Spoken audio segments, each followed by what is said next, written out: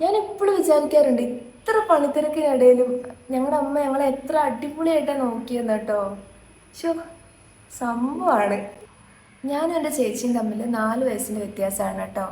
ഞാനും അവൾ സ്കൂളിൽ പോയി വന്നു കഴിഞ്ഞിട്ടുണ്ടെങ്കിൽ ഞങ്ങളുടെ അമ്മ ഞങ്ങൾ രണ്ടുപേരോടും അന്നത്തെ ദിവസം നടന്നിട്ടുള്ള കാര്യങ്ങളൊക്കെ ചോദിച്ചറിയാറുണ്ട്. ഞാൻ അങ്ങനെ പറയുന്നൊരു ക്യാരക്ടർ അല്ലാന്നുണ്ടെങ്കിലും അമ്മ എല്ലാം ചോദിക്കുമ്പോൾ ഞാൻ പറഞ്ഞു കൊടുക്കാറുണ്ട്. മറിച്ച് എൻ്റെ ചേച്ചിയാണെങ്കിൽ അമ്മ ചോദിക്കാതെ തന്നെ തുടക്കം തൊട്ട് അവൾ വീട്ടിൽ നിന്ന് ഇറങ്ങിയത് തൊട്ട് തിരിച്ചു വരുന്ന കാര്യങ്ങൾ വരെ ഒരു എന്താ പറയുക, കുറച്ച് പോലും വിടാതെ പറയൂ കേട്ടോ. അങ്ങനെ കേട്ട് കഴിയുമ്പം ഞങ്ങളുടെ അമ്മയ്ക്ക് ഭയങ്കര ആശ്വാസമാണ്.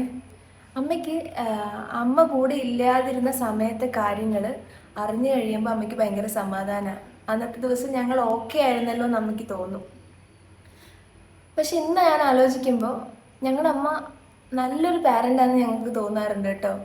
കാരണം അമ്മ കൂടെ ഇല്ലാത്ത സമയത്തെ കാര്യങ്ങൾ അമ്മ അറിയാൻ ശ്രമിക്കാറില്ലേ, ഞങ്ങൾക്ക് വേണ്ടി അമ്മ സമയം കണ്ടെത്താറില്ലേ. അന്ന് ഞങ്ങളുടെ വീട്ടിൽ കുറേ ആൾക്കാരുള്ള ടൈമാണ്.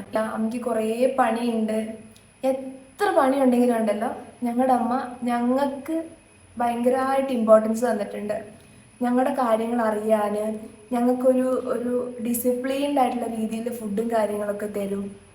അതൊക്കെ ഭയങ്കര ഞങ്ങൾക്ക് ഇന്ന് ഞാൻ ആലോചിക്കുമ്പോൾ പുള്ളിക്കാരി ഭയങ്കര സംഭവമാണ് കേട്ടോ. എനിക്കത് പറയാതിരിക്കാനേ വയ്യ. അപ്പോൾ എനിക്ക് ഇത്ര പറയാനുള്ളൂ, എല്ലാ പാരൻസും ഒരിച്ചിരി സമയം നിങ്ങളുടെ മക്കൾക്ക് വേണ്ടി കൊടുക്കണം. കാരണം അവർക്ക് നിങ്ങളോട് പറയാൻ കുറേ കാര്യങ്ങളുണ്ടാവും. ചിലപ്പോൾ പറയാത്ത ടൈപ്പ് ഓഫ് ഇൻട്രോവേർട്ട് ആയിട്ടുള്ള കുട്ടികളാണെങ്കിൽ നമ്മൾ അവരോട് ചോദിക്കണം. അപ്പോൾ അവരുടെ കാര്യങ്ങൾ നമ്മൾ അറിയാൻ വേണ്ടി ശ്രമിക്കുന്നുണ്ടെന്ന് തോന്നുമ്പോൾ അവർ നമ്മളോട് പറയാൻ തുടങ്ങും. എപ്പോഴും പാരൻസും പിള്ളേരും തമ്മിലൊരു ബോണ്ട് ക്രിയേറ്റ് ചെയ്യുക, ഫ്രണ്ട്സായിട്ട് പോവുക, അങ്ങനെ അടിപൊളിയായിട്ടിരിക്കുക. Good day.